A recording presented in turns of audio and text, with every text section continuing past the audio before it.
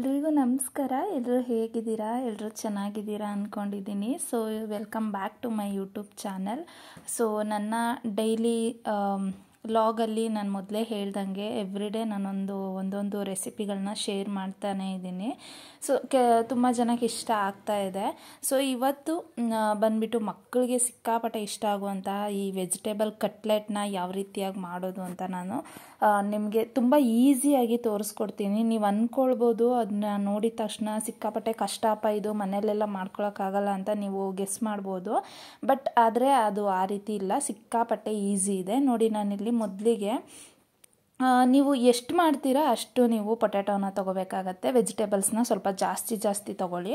ನಾನಿಲ್ಲಿ ಆಲ್ಮೋಸ್ಟ್ ನಾನು ತೊಗೊಂಡಿರೋದ್ರಲ್ಲಿ ಒಂದು 15 ಕಟ್ಲೆಟ್ ಆಗಿತ್ತು. ಸೊ ಹಾಗಾಗಿ ನಾನಿಲ್ಲಿ 3 ಆಲೂಗಡ್ಡೆನ ಬೇಯಿಸ್ಬಿಟ್ಟು ತೊಗೊಂಡಿದ್ದೀನಿ. ಆಲೂಗಡ್ಡೆ ಬಂದುಬಿಟ್ಟು ನಿಮಗೆ ನೀಟಾಗಿ ಬೆಂದ್ಕೊಂಡಿರಬೇಕು. ಆ್ಯಂಡ್ ಎವ್ರಿಡೇ ಈವ್ನಿಂಗ್ ಆಯಿತು ಅಂತ ಅಂದರೆ ಒಂದೊಂದು ಟೆನ್ಷನ್ ಆಗಿಬಿಡುತ್ತೆ ನಮಗೆ, ಸ್ನ್ಯಾಕ್ಸ್ ಏನು ಮಾಡಿಕೊಡೋದು, ಮಕ್ಕಳಿಗೆ ಏನು ರೆಡಿ ಮಾಡಿಡೋದು ಅಂತ. ಬಟ್ ನಿಜವಾಗ್ಲೂ ಹೇಳಬೇಕು ಅಂತ ಅಂದರೆ ಮಕ್ಕಳಿಗೆ ಸಿಕ್ಕಾಪಟ್ಟೆ ಇಷ್ಟ ಆಗುವಂತಹ ರೆಸಿಪಿ ಅಂತಲೇ ಹೇಳ್ಬೋದು. ಇದು ಒಂದು ಒಳ್ಳೆ ಹೆಲ್ದಿ ಸ್ನ್ಯಾಕ್ಸ್. ಯಾಕಂತಂದರೆ ತುಂಬ ಜನ ಮಕ್ಕಳು ವೆಜಿಟೇಬಲ್ಸನ್ನೇ ತಿನ್ನೋದಿಲ್ಲ. ನಾನು ನೋಡಿದ ಮಟ್ಟಿಗೆ ವೆಜಿಟೇಬಲ್ಸ್ ಸಾಂಬಾರಾಗಲಿ ಗ್ರೇವಿ ಆಗಲಿ ಈ ರೀತಿ ತಿನ್ನೋದಕ್ಕೆ ಇಷ್ಟನೇ ಪಡೋದಿಲ್ಲ. ಅಂಥವ್ರಿಗೆ ಈ ರೀತಿಯಾಗಿ ಮಾಡಿಕೊಡಿ.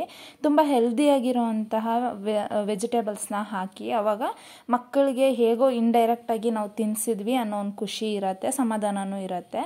ಸೊ ನಾನಿಲ್ಲಿ ಕ್ಯಾರೆಟು, ಕ್ಯಾಪ್ಸಿಕಮ್ ಮತ್ತು ಕ್ಯಾಬೇಜು ಮತ್ತು ಆನಿಯನ್ನು, ಈರುಳ್ಳಿ, ಕ್ಯಾರೆಟು ಮತ್ತು ದಪ್ಪ ಮೆಣಸಿನ್ಕಾಯಿ ಮತ್ತು ಒಂದು ಎಲೆಕೋಸನ್ನ ತೊಗೊಂಡಿದ್ದೀನಿ. ಒಂದು ಎಲೆಕೋಸಲ್ಲಿ ನಾನೊಂದು 1/4 ಭಾಗ ಆಗೋಷ್ಟು ಹಾಕ್ಕೊಂಡಿದ್ದೀನಿ ಅಷ್ಟೇ. ಹಾಗೆ ಒಂದು ಹಿಡಿ ಆಗೋಷ್ಟು ಬ್ರೆಡ್ ಕ್ರಮ್ಸ್ ಕೂಡ ನಾನು ತೊಗೊಂಡಿದ್ದೀನಿ. ಇದು ಮನೆಯಲ್ಲೇ ಮಾಡಿರುವಂತಹ ಬ್ರೆಡ್ ಕ್ರಮ್ಸು. ನೀವು ಔಟ್ಸೈಡು ಫಾರ್ ಎಕ್ಸಾಂಪಲ್ ಇವಾಗ ಆನ್ಲೈನಲ್ಲಿ ಎಲ್ಲ ಕಡೆಯೂ ಸಿಗತ್ತೆ ಬ್ರೆಡ್ ಕ್ರಮ್ಸು, ನಿಮಗೆ ರೆಡಿಮೇಡ್ ಸಿಗತ್ತೆ. ಬಟ್ ರೆಡಿಮೇಡ್ಗಿಂತ ಮನೆಯಲ್ಲಿ ಮಾಡಿ ಸ್ಟೋರ್ ಮಾಡಿ ಇಟ್ಕೊಂಡ್ರೆ ತುಂಬ ನಾವು ಎವ್ರಿಡೇ ಒಂದೊಂದು ಸ್ನ್ಯಾಕ್ಸ್ನ ಮಾಡ್ತಾ ಇರ್ಬೋದು. ಆ್ಯಂಡ್ ಹೆಲ್ದಿಯಾಗಿ ಕೂಡ ಇರುತ್ತೆ. ಅದಕ್ಕೋಸ್ಕರ ಆದಷ್ಟು ಮನೆಯಲ್ಲೇ ಮಾಡ್ಕೊಳ್ಳಿ. ಇವಾಗ ಒಂದೊಂದೇ ಸ್ಪೈಸಸ್ನ ಆ್ಯಡ್ ಮಾಡ್ತಾ ಬರೋಣ. ನಾನಿಲ್ಲಿ 1.5 ಚಮಚ ಆಗೋಷ್ಟು ಚಿಲ್ಲಿ ಪೌಡರ್ನ ತೊಗೊಂಡಿದ್ದೀನಿ. ಹಾಗೆ ಅರ್ಧ ಚಮಚ ಆಗೋಷ್ಟು ಅರ್ಶಿನದ ಪುಡಿನೂ ತೊಗೊಂಡಿದ್ದೀನಿ. ಆ್ಯಂಡ್ ಉಪ್ಪು ನಿಮಗೆ ಟೇಸ್ಟಿಗೆ ತಕ್ಕನಂಗೆ ಹಾಕ್ಕೊಳ್ಳಿ. ನಾನಿಲ್ಲೊಂದು ಅರ್ಧ ಚಮಚ ಹಾಕಿದ್ದೆ. ಬಟ್ ಇಲ್ಲಿ ನಾನು ಹಾಕಿರೋ ಮೆಜರ್ಮೆಂಟ್ ಎಲ್ಲ ಪರ್ಫೆಕ್ಟಾಗಿತ್ತು. ಯಾವುದು ಜಾಸ್ತಿ ಯಾವುದು ಕಮ್ಮಿ ಇರಲಿಲ್ಲ, ಕರೆಕ್ಟಾಗಿತ್ತು. ಸೊ ಇಲ್ಲಿ ಒಂದು 1/4 ಟೀ ಸ್ಪೂನ್ ಆಗೋಷ್ಟು ಗರಂ ಮಸಾಲಾನ ನಾನು ಯೂಸ್ ಮಾಡಿದ್ದೀನಿ. ಆ್ಯಂಡ್ ಇನ್ನೊಂದು, ನೀವು ಇದಕ್ಕೆ ಬೇಕಿದ್ರೆ ಪನ್ನೀರ್ನ ತುರಿದ್ಬಿಟ್ಟು ಇದರಲ್ಲಿ ಆ್ಯಡ್ ಮಾಡಿಕೊಂಡ್ರೆ ಇನ್ನೂ ಚೆನ್ನಾಗಿರುತ್ತೆ. ನೀವು ಪನ್ನೀರ್ ಆಗಿರ್ಬೋದು, ಕಾರ್ನ್ ಆಗಿರ್ಬೋದು, ಅಥವಾ ನಿಮಗೆ ಯಾವುದೆಲ್ಲ ಇಷ್ಟ ಆಗುತ್ತೆ ಅದೆಲ್ಲನೂ ಇದರಲ್ಲಿ ಆ್ಯಡ್ ಮಾಡ್ಕೊಳ್ಬೋದು, ಏನೂ ತೊಂದರೆ ಇಲ್ಲ. ಇವಾಗ ನೋಡಿ, ನಾನು ಒಂದು 1/4 ಟೀ ಸ್ಪೂನ್ ಆಗೋಷ್ಟು ಜೀರಾ ಪೌಡರ್ ಕೂಡ ಹಾಕ್ಕೊಂಡಿದ್ದೀನಿ. ಆ್ಯಂಡ್ ಇವಾಗ ನಾನು ಇಲ್ಲಿ ವೆಜಿಟೇಬಲ್ಸು ಮತ್ತು ಸ್ಪೈಸಸ್ ಎಲ್ಲ ಆ್ಯಡ್ ಮಾಡ್ತಾ ಇದ್ದೀನಲ್ವ, ಅದ್ರ ಜೊತೆಗೇನೆ ನಾನು ಏನು ಮಾಡ್ತಾಯಿದ್ದೀನಿ, ಒಂದು ಅರ್ಧ ಚಮಚ ಆಗೋಷ್ಟು ಚಿಕನ್ ಮಸಾಲಾನ ಹಾಕೋತಾ ಇದ್ದೀನಿ. ಈ ಚಿಕನ್ ಮಸಾಲ ಹಾಕೋದ್ರಿಂದ ನಿಮಗೆ ಈ ರೆಸ್ಟೋರೆಂಟ್ಗಳಿಗೆ ನಾವು ಹೋದವಾಗ ಅಲ್ಲೆಲ್ಲ ನಾವು ಕಟ್ಲೆಟ್ಟು ಅಥವಾ ಬೇರೆ ಈ ರೀತಿ ಡಿಶಸ್ನ ತೊಗೊಂಡವಾಗ ಅಲ್ಲಿ ಒಂಥರ ಫ್ಲೇವರ್ ಚೆನ್ನಾಗಿರುತ್ತೆ. ಅದು ಮಾಡ್ತಾ ಇದ್ರೇ ಫ್ಲೇವರ್ಗೆ ತೊಗೊಳ್ಳೋಣ ಅನಿಸುತ್ತೆ. ಸೊ ಅದೇ ಟೇಸ್ಟ್ ಬೇಕು ಅಂತ ಅಂದರೆ ನೀವು ಸ್ವಲ್ಪ ಚಿಕನ್ ಮಸಾಲಾನ ಹಾಕ್ಕೊಳ್ಬೇಕಾಗತ್ತೆ. ಹಾಗೆ ಒಂದು ಸ್ವಲ್ಪ ಪೆಪ್ಪರ್ ಹಾಕಿದ್ದೀನಿ. ಪೆಪ್ಪರು ಮಕ್ಕಳಿಗೆ ಸಿಕ್ಕಾಪಟ್ಟೆ ಒಳ್ಳೇದಿರೋದ್ರಿಂದ ನಾನು ಪೆಪ್ಪರ್ ಕೂಡ ಆ್ಯಡ್ ಮಾಡ್ಕೊಂಡಿದ್ದೀನಿ. ಆ್ಯಂಡ್ ಇದನ್ನು ನೀವು ಕಲಿಸೋದಕ್ಕಿಂತ ಮುಂಚೆ ನಾನೊಂದು ಹೇಳಿಬಿಡ್ತೀನಿ, ದಯವಿಟ್ಟು ವಿಡಿಯೋನ ಸ್ಕಿಪ್ ಮಾಡ್ದಿರಾ ನೋಡಿ. ಅಕಸ್ಮಾತ್ ನೀವೇನಾದರೂ ವಿಡಿಯೋನ ಸ್ಕಿಪ್ ಮಾಡಿದ್ರೆ ಮುಂದೆ ಈ ಥರನೇ ಇರುತ್ತೆ ಆ ಥರನೇ ಇರುತ್ತೆ ಅಂತ ಗೆಸ್ ಮಾಡಿ ಸ್ಕಿಪ್ ಮಾಡಿದ್ರೆ ನಿಜವಾಗ್ಲೂ ಹೇಳ್ತಾ ಇದ್ದೀನಿ, ಯಾವುದೇ ರೆಸಿಪಿ ಆಗಲಿ ಯಾವುದೇ ಅಡುಗೆ ಆಗಲಿ ಚೆನ್ನಾಗಿ ಬರೋದಿಲ್ಲ. ದಯವಿಟ್ಟು ವಿಡಿಯೋಗಳನ್ನ ಕಂಪ್ಲೀಟಾಗಿ ನೋಡಿ ಆದಷ್ಟು, ಓಕೆನಾ? ಇವಾಗ ಇದರಲ್ಲಿ ಏನಂತಂದರೆ, ನೀವು ಒಂದು ಡ್ರಾಪ್ ಕೂಡ ನೀರು ಹಾಕಬಾರ್ದು. ನೀರು ಹಾಕ್ದಿರೇ ನೀವೇನು ಮಾಡಬೇಕು, ಇದನ್ನು ಕಲಿಸ್ಕೊಳ್ಬೇಕಾಗತ್ತೆ. ಸೊ ಹಾಗಾಗಿ ನಾನು ಮೊದಲೇ ಹೇಳ್ದಂಗೆ ನೀವೆಷ್ಟು ಪೊಟ್ಯಾಟೋನ ತೊಗೊಂಡಿರ್ತೀರ ಅಷ್ಟಕ್ಕೆ ಸರಿ ಹೊಂದೋ ಥರ ವೆಜಿಟೇಬಲ್ಸ್ನ ತೊಗೊಳ್ಳಿ. ಆವಾಗ ನಿಮಗೆ ನೀರಿನ ಅವಶ್ಯಕತೆ ಇರೋದಿಲ್ಲ. ಅಕಸ್ಮಾತ್ ನೀವು ವೆಜಿಟೇಬಲ್ಸ್ನ ತುಂಬ ಜಾಸ್ತಿ ತೊಗೊಂಡು ಆಲೂಗಡ್ಡೆನ ಒಂದೇ ಒಂದು ಆಲೂಗಡ್ಡೆ ತೊಗೊಂಡ್ರೆ ನಿಜವಾಗ್ಲೂ ಅದು ಈ ರೀತಿ ಉಂಡೆ ಮಾಡೋದಕ್ಕೆ ಆಗೋದಿಲ್ಲ. ಅದಕ್ಕೋಸ್ಕರನೇ ಹೇಳ್ತಾ ಇರೋದು. ನೋಡಿ, ಈ ಥರ ಸೈಜಲ್ಲಿ ನಾನು ಮಾಡ್ಕೊಳ್ತಾ ಇದ್ದೀನಿ. ನೀವು ಅಂದ್ಕೊಳ್ಬೋದು ಇದು ಎಣ್ಣೆಗೆ ಹಾಕಿದ ತಕ್ಷಣ ಬಿಟ್ಬಿಡುತ್ತೇನೋ ಹಾಗೆ ಹೀಗೆ ಅಂತ. ಖಂಡಿತವಾಗ್ಲೂ ಇಲ್ಲ. ಅದಕ್ಕೆ ನಾನು ಮುಂದೆ ಒಂದು ಟಿಪ್ಸ್ ಕೊಡ್ತೀನಿ ಯಾವ ರೀತಿ ಮಾಡಬೇಕು ಅಂತ. ಆ್ಯಂಡ್ ನೀವು ನನ್ನ ವಿಡಿಯೋದಲ್ಲಿ ಸ್ಟಾರ್ಟಿಂಗಲ್ಲೇ ನೋಡಿದ್ದೀರಾ ಕಟ್ಲೆಟ್ ಯಾವ ರೀತಿ ರೆಡಿ ಆಗಿದೆ ಅಂತ. ಅದೇ ರೀತಿ ರೆಡಿ ಆಗಬೇಕು ಅಂತಂದರೆ ವಿಡಿಯೋನ ಸ್ಕಿಪ್ ಮಾಡಿದ್ದೀರಾ ನೀವು ನೋಡಬೇಕಾಗತ್ತೆ. ಸೊ ನಾನಿಲ್ಲಿ ವೆಜಿಟೇಬಲ್ಸಲ್ಲಿ ಮಾಡಿದ್ದೀನಿ ಆ್ಯಂಡ್ ಎಲ್ಲವನ್ನು ಇದೇ ರೀತಿ ಶೇಪಲ್ಲಿ ಮಾಡಿ ಇಟ್ಕೊಳ್ತಾ ಇದ್ದೀನಿ. ಸೊ ಇದ್ರ ಜೊತೆಗೆ ಒಂದು ಐಡಿಯಾನು ಕೊಟ್ಬಿಡ್ತೀನಿ ನಾನು. ಕೆಲವು ಮಕ್ಕಳಿಗೆ ವೆಜಿಟೇಬಲ್ ಇಷ್ಟ ಆಗಲ್ಲ, ಕೆಲವು ಮಕ್ಕಳು ಎಗ್ ಅಂದರೆ ತುಂಬ ಇಷ್ಟಪಡ್ತಾರೆ, ಇನ್ನು ಕೆಲವರು ಚಿಕನ್ ಅಂದರೆ ತುಂಬ ಇಷ್ಟಪಡ್ತಾರೆ. ಅಂಥ ಮಕ್ಕಳಿಗೆ ನೀವೇನು ಮಾಡ್ಬೋದು ಅಂತಂದರೆ, ಎಗ್ ಇಷ್ಟಪಡೋ ಮಕ್ಕಳಿಗೆ ಇಲ್ಲಿ ನಾನು ವೆಜಿಟೇಬಲ್ಸ್ನ ಸೇರಿಸ್ಕೊಂಡಿದ್ದೀನಿ ಅಲ್ವಾ, ಅದ್ರ ಜೊತೆಗೇ ನೀವು ಬೇಕಿದ್ರೆ 1 ಅಥವಾ 2 ಎಗ್ಗನ್ನು ತುರಿದ್ಬಿಟ್ಟು ಅದನ್ನು ಕೂಡ ನೀವು ಸೇರಿಸ್ಕೊಳ್ಬೋದು. ಆ್ಯಂಡ್ ಚಿಕನ್ನ ಸೇರಿಸ್ಕೊಳ್ತೀವಿ ಅಂತಂದರೆ ಚಿಕನ್ನ ಸ್ವಲ್ಪ ಕೈಮಾ ಥರ ಮಾಡಿಕೊಂಡು ಅಂದರೆ ಮಿಕ್ಸಿಲಿ ಹಾಕಿ ನೀವು ಅದನ್ನು ಕೂಡ ಯೂಸ್ ಮಾಡ್ಕೊಳ್ಬೋದು. ನೋಡಿ ಇವಾಗ ನಾನು 5 ಕಟ್ಲೆಟ್ನ ರೆಡಿ ಮಾಡಿ ಇಟ್ಕೊಂಡಿದ್ದೀನಿ. ಯಾಕಂತಂದರೆ ಇದು ನನ್ನ ಈವ್ನಿಂಗ್ ಸ್ನ್ಯಾಕ್ಸ್ಗೆ ಮಾತ್ರ 5 ಮಾಡ್ಕೊಂಡಿದ್ದೆ, ಮತ್ತು ಇನ್ನು ಮಿಕ್ಕಿದ್ದೆಲ್ಲನೂ ನಾನು ನೈಟ್ಗೆ ಅಂತ ಹೇಳ್ಬಿಟ್ಟು ಹಾಗೆ ಸೈಡಲ್ಲಿ ಇಟ್ಕೊಂಡಿದ್ದೀನಿ. ಇವಾಗ ಎಷ್ಟು ಬೇಕು ಅಷ್ಟು ಮಾತ್ರನೇ ವಿಡಿಯೋದಲ್ಲಿ ತೋರಿಸಿರೋದು. ಇವಾಗ ನಾನು ಮೊದಲೇ ಹೇಳ್ದಂಗೆ ನಿಮಗೆ ಅದು ಸಪ್ರೇಟ್ ಆಗಬಾರ್ದು ಅದು ಬ್ರೆಡ್ ಕ್ರಮ್ಸ್ ಎಲ್ಲ ಅಂತ ಅಂದರೆ ನೀವೇನು ಮಾಡಬೇಕು ಅಂದರೆ ಒಂದು ಬೌಲ್ ತೊಗೊಂಡು ಅದರಲ್ಲಿ 2 ಚಮಚ ಆಗೋಷ್ಟು ಕಾರ್ನ್ಫ್ಲೋರ್ ಹಾಗೆ 3 ಚಮಚ ಆಗೋಷ್ಟು ಮೈದಾ ಪುಡಿನ ನೀವು ಸೇರಿಸ್ಕೊಳ್ಬೇಕಾಗತ್ತೆ.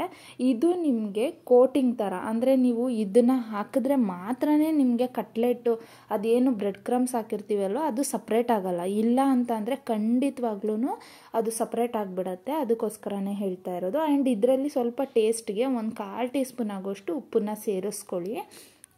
ಆ್ಯಂಡ್ ಮನೆಯಲ್ಲಿ ಅಕಸ್ಮಾತಾಗಿ ಎಣ್ಣೆನೂ ಜಾಸ್ತಿ ಇಲ್ಲ, ಈ ಕಡೆ ಮಾಡೋದಕ್ಕೂ ಏನೂ ಇಲ್ಲ ಅಂದವಾಗ ಈಸಿಯಾಗಿ ಇದನ್ನು ಮಾಡಿಟ್ಕೊಳ್ಬೋದು. ಏನಪ್ಪ ಅಂದರೆ ಸ್ವಲ್ಪ ವೆಜಿಟೇಬಲ್ಸ್ನ ಕಟ್ ಮಾಡ್ಕೊಳ್ಳೋದಕ್ಕೆ ಟೈಮ್ ತೊಗೊಳತ್ತೆ ಅಷ್ಟೇ. ಇನ್ನು ಇದೆಲ್ಲ ಪ್ರೊಸೀಜರ್ ಏನಿದೆ ಅಲ್ಲ ಇದೆಲ್ಲ ತುಂಬ ಕ್ವಿಕ್ಕಾಗಿ ಮಾಡ್ಕೊಳ್ಬೋದು. ನೋಡಿ ಈ ತರಹದ ಅಂದರೆ ನಿಮಗೆ ಇದು ಯಾವ ರೀತಿ ಕನ್ಸಿಸ್ಟೆನ್ಸಿ ಇರಬೇಕಂದ್ರೆ ಈ ಕಡೆ ತೀರಾ ತೆಳುವೂ ಅಲ್ಲ, ಆ ಕಡೆ ತುಂಬ ಗಟ್ಟಿನೂ ಅಲ್ಲ.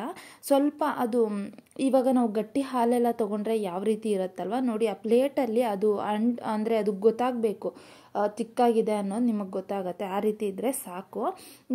ನೀವು ಇವಾಗ ಏನು ಮಾಡಬೇಕು ಅಂತ ಅಂದರೆ ನೋಡಿ ಈ ರೀತಿ ಪೊಟ್ಯಾಟೋದು ಇದೆಲ್ಲ ರೆಡಿ ಮಾಡಿ ಇಟ್ಕೊಂಡಿದ್ವಿ ಅಲ್ವಾ, ಅದನ್ನು ಒಂದು ಸಲ ನೀವು ಈ ಮೈದಾ ಮತ್ತು ಕಾರ್ನ್ಫ್ಲೋರಲ್ಲಿ ಡಿಪ್ ಮಾಡಿ ಅದಾದಮೇಲೆ ಬ್ರೆಡ್ ಕ್ರಮ್ಸ್ ಏನು ತೊಗೊಂಡಿರ್ತೀರಲ್ಲ ಅದರಲ್ಲಿ ಡಿಪ್ ಮಾಡಿ ಒಂದು ಸ್ವಲ್ಪ ಪ್ರೆಸ್ ಮಾಡಬೇಕಾಗತ್ತೆ. ಯಾವ ಥರ ಅಂದರೆ ಈ ರೀತಿ ಇನ್ನೊಂದು ಕೈ ಮೇಲೆ ಇಟ್ಕೊಂಡು ಆ ಬ್ರೆಡ್ ಕ್ರಮ್ಸ್ನ ಸ್ವಲ್ಪ ಪ್ರೆಸ್ ಮಾಡ್ಕೊಳ್ಳಿ. ತುಂಬ ಪ್ರೆಸ್ ಮಾಡೋದು ಏನು ಬೇಡ, ಸ್ವಲ್ಪ ಪ್ರೆಸ್ ಮಾಡಿ ಇಟ್ಕೊಂಡ್ರೆ ಸಾಕಾಗತ್ತೆ. ಇದೇ ರೀತಿ ಎಲ್ಲವನ್ನು ರೆಡಿ ಮಾಡಿ ಫಸ್ಟು ಇಟ್ಕೊಳ್ಳಿ.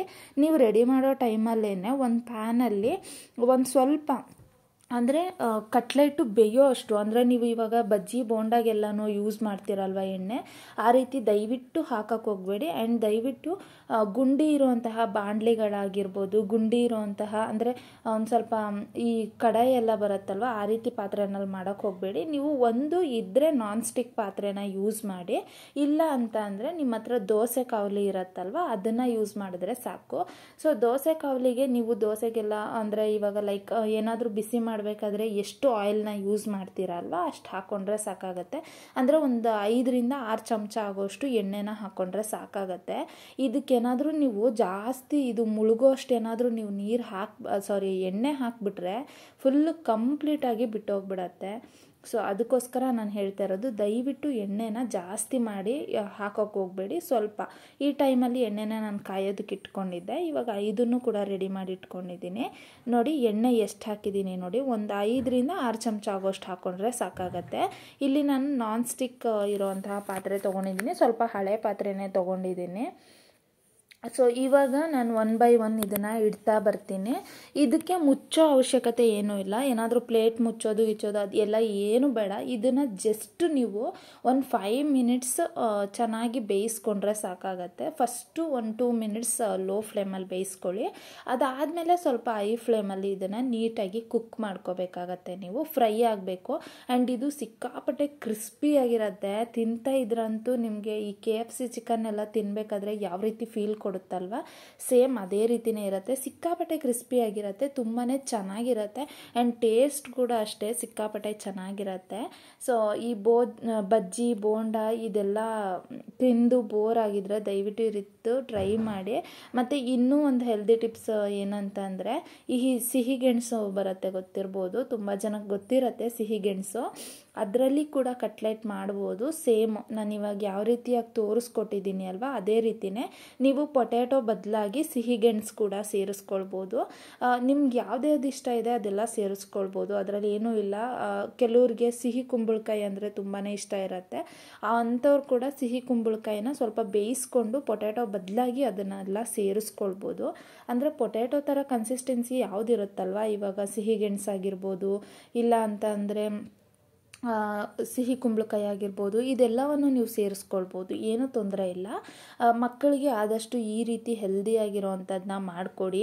ಎಣ್ಣೆನೂ ಕಡಿಮೆ ಇರುತ್ತೆ ಆ್ಯಂಡ್ ಆರೋಗ್ಯವಾಗಿಯೂ ಚೆನ್ನಾಗಿರುತ್ತೆ. ಮಕ್ಕಳು ಸ್ಕೂಲಿಂದ ಅಥವಾ ಬಂದವಾಗ ಏನಾದರೂ ಸ್ನ್ಯಾಕ್ಸ್ ತಿನ್ನಬೇಕಂದವಾಗ ಇದನ್ನು ಮಾಡಿಕೊಡಿ, ತುಂಬ ಖುಷಿಪಟ್ಟು ತುಂಬ ಇಷ್ಟಪಟ್ಟು ತಿಂತಾರೆ. ನೋಡಿ ಈ ರೀತಿ ಫ್ರೈ ಆಗಬೇಕಿದು, ಸ್ವಲ್ಪ ಕಲ್ಲರು ಸ್ವಲ್ಪ ರೆಡ್ಡಿಶ್ ಬರಬೇಕು. ಇದು ರೆಡ್ ಕಲರ್ ಆದರೆ ನಿಮಗೆ ಚೆನ್ನಾಗಿ ಆಗಿದೆ, ಕುಕ್ ಆಗಿದೆ ಇದು ಅಂತ ಅರ್ಥ.